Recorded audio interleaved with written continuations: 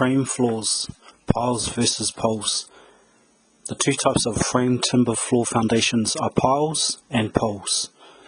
Piles are either square, usually 125 by 125 mm, rough sawn, treated to withstand ground contact. Lengths vary from 600 mm to 3 meters, and typically available in 300 mm increments. Round piles have a minimum diameter of 140 mm, treated to withstand ground contact. Poles, small in dimension, SED of 150 mm up to maximum SED of 350 mm. Normally treated to withstand ground contact. Lengths vary up to 12 meters, with those less than 6 meters decreasing in increments of 600 mm, and those more than 6 meters with increments of 1 meter. Platform A, where they stop short of the floor and support the floor framing, or B, frames where they extend through the floor and sometimes the roof and help form the structure of the building. Poles are either encased in concrete with the SED above ground, or driven into the ground with the SED below ground.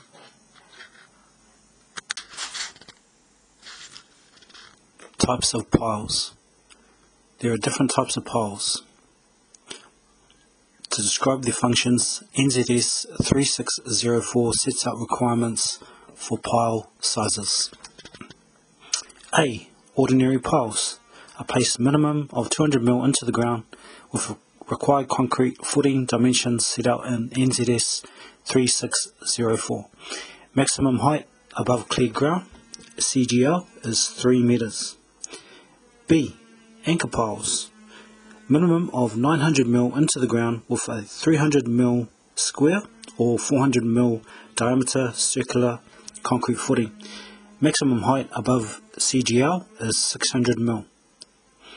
They act as anchors, tying the structure to the ground and resisting lateral loads with or without bracing attached. C. Brace piles, minimum of 450 mm into the ground with a 350 mm square or 400 mm circular diameter concrete footing. The braces resist lateral loads. Maximum height above CGL is 3 meters. No more than 2 are fixed at the bottom of the pile. Only one is fixed to the top of the pile.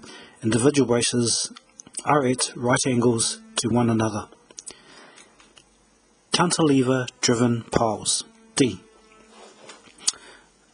Round timber piles with a maximum height of 3.6 meters. Maximum height above CGL is 1.2 meters, and the minimum depth below CGL is 900 mm into gravel and 1.2 meters into other soil tops. Cantilever piles can also be used as brace piles. Setting out and installing piles. Marking out for excavation square holes. Location of piles is found on the foundation plan and working drawings.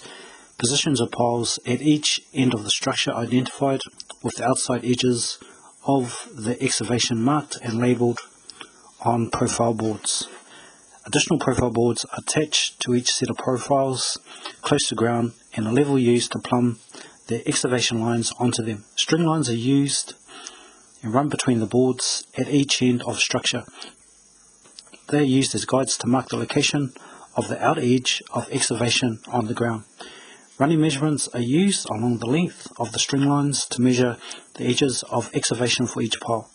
Spray paint is used to mark the edges of each hole on the ground. Foundation plans specify the size, depth of each hole, depending on the type of pile required at each location. Holes need to be wide enough and deep enough so there's the correct amount of concrete cover around all sides and under the pile.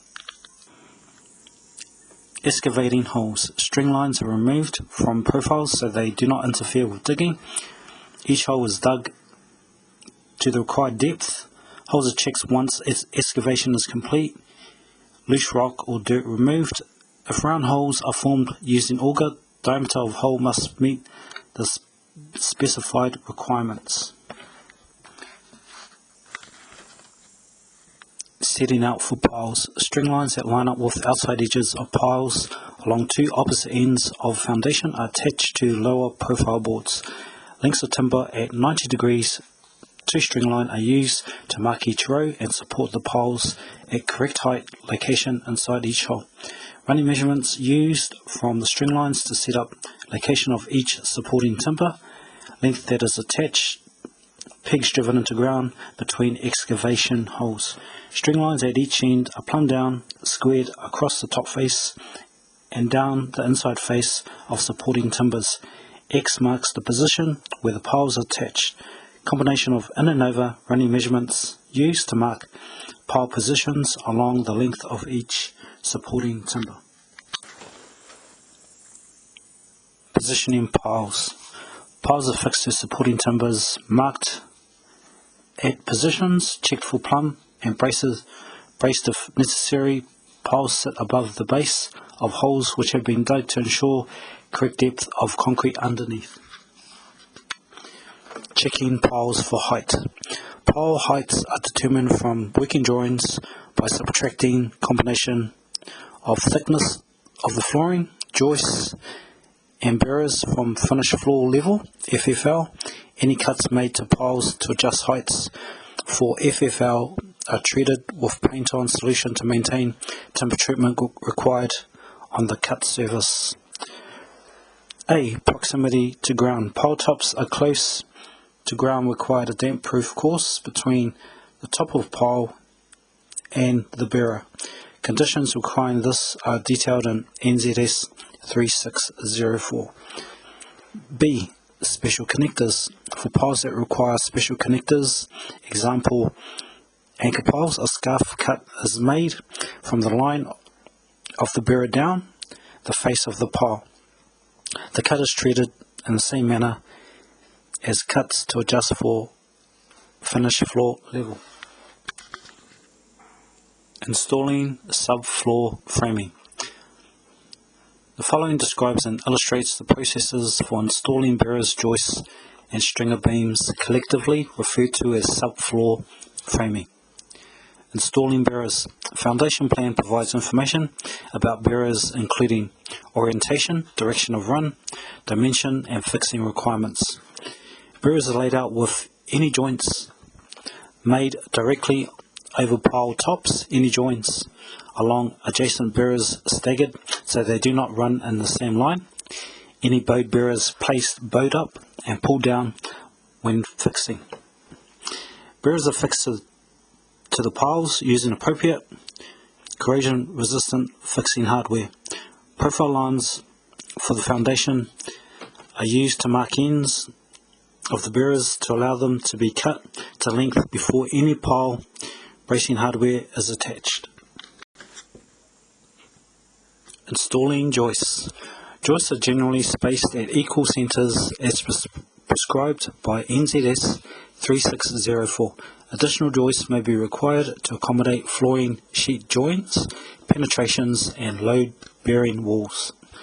Location of the floor joists are marked on the two outside bearers using a combination of in and over and running measurements. These marks are then transferred onto the intermediate bearers using a chalk line. Joists at either end are fixed into position as string lines run between them. Individual joists are measured, cut and fixed into position. Their lengths are determined by measuring between opposite string lines and position marked on the bearers. The joists are cut short of the outside face of bearers on the exterior of building. This is to allow for boundary joists to be attached once all the joists at 90 degrees to bearer are secure. As with bearer, joists should be positioned bowed up, pulled, clamped down when fixing.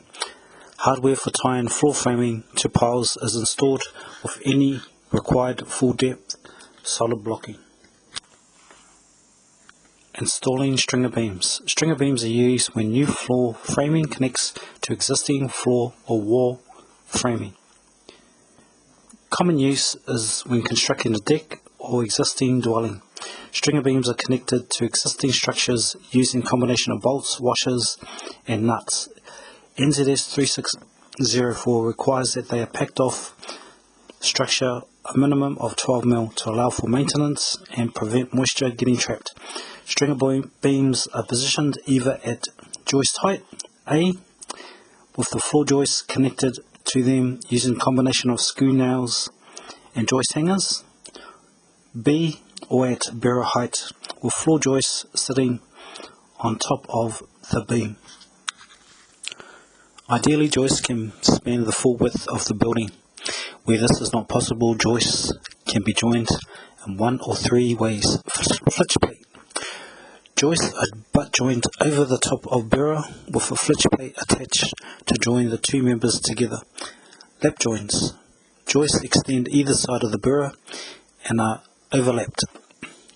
Nail plate. Joists are butt joined over the top of the bearer with a nail plate connecting the two members. Subfloor ventilation. Subfloors require ventilation to permit any dampness that rises from the ground to escape. Typical ventilation solutions: A. Space vents along sheet-clad foundation. B. Horizontal baseboards with gaps between them.